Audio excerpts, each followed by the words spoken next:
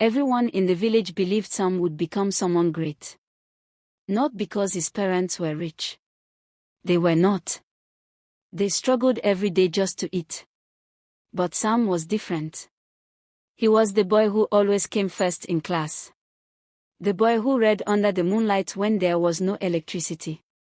The boy who woke up early to fetch water before school and still beat everyone in exams. He loved his mother deeply. When she was tired, he cooked. When she was sick, he missed school to care for her. His teachers said, "This child's mind is a gift." Then one afternoon, a car from the city stopped in the village. It was Sam's uncle, Mr. Ben. He wore clean clothes. He spoke big English. He said the city had better schools, better food, better chances. "I will take him with me," the uncle said. "I will make his life better." Sam's parents hesitated. But poverty has a way of silencing fear. They agreed. Sam hugged his mother tightly that morning. She cried but smiled. She believed she was sending her son toward a brighter future. The city was loud. Big. Confusing. At first, Sam was excited. But the excitement did not last. In his uncle's house, Sam became invisible. He woke before everyone. He cleaned. He ran errands. He worked until his body felt heavy. School became a promise that never came. When he finally started attending classes, he was always tired. His homework suffered. His grades fell. And when he made mistakes, he was spoken to harshly. He was reminded daily that he was just a village boy. Sam felt trapped. One night, overwhelmed and afraid, he decided to leave. He thought he could find his way back home. He did not understand how far the city stretched. He did not know how easy it was to get lost. As he wandered through unfamiliar streets, hungry and exhausted, some men noticed him. They spoke kindly at first. They offered food. They offered shelter. Sam did not know their intentions. Slowly, his life changed again.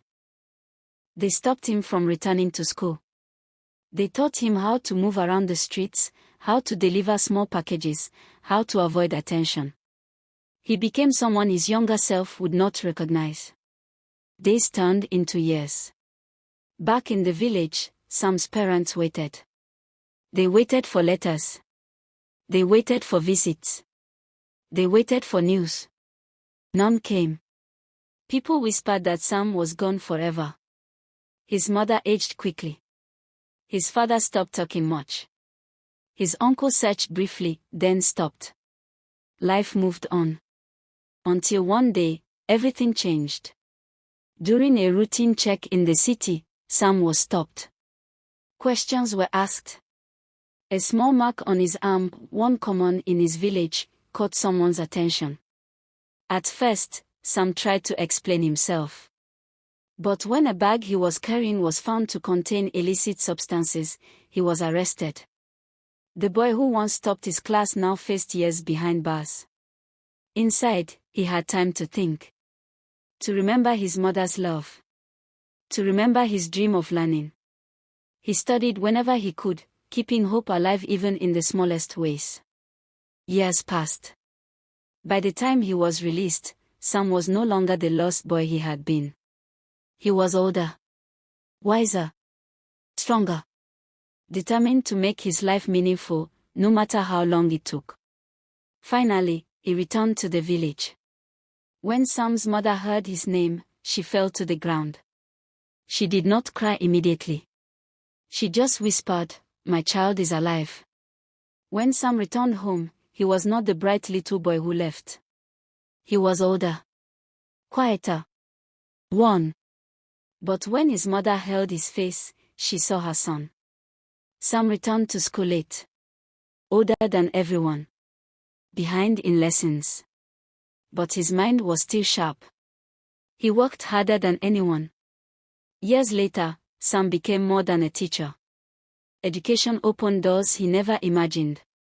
He traveled, learned, and helped build programs to give children the chances he had almost lost. He was respected, comfortable, and fulfilled, yet he never forgot where he came from. And whenever someone spoke of sending a child away too early, some would say, "Not every road leads to a better life. A child's gift must be protected, not abandoned. And intelligence, when left unguarded, can lose its way." Mr. Ben did not return to the village with Sam. Not immediately. After Sam disappeared, the city slowly turned against him. Opportunities vanished.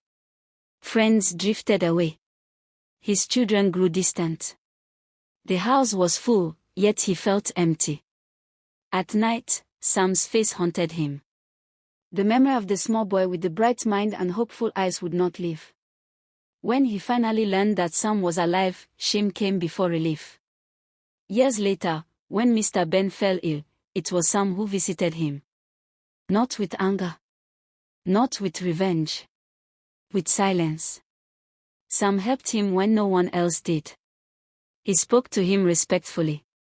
But he never called him father again. And Mr. Ben understood. His punishment was not public disgrace. It was living long enough to see the man Sam became. Successful, fulfilled, and a light for others. And knowing he almost destroyed that future. The elders later said, "Karma does not always shout. Sometimes it whispers. Sometimes it waits. And sometimes, it lets you live long enough to regret." And the village never forgot his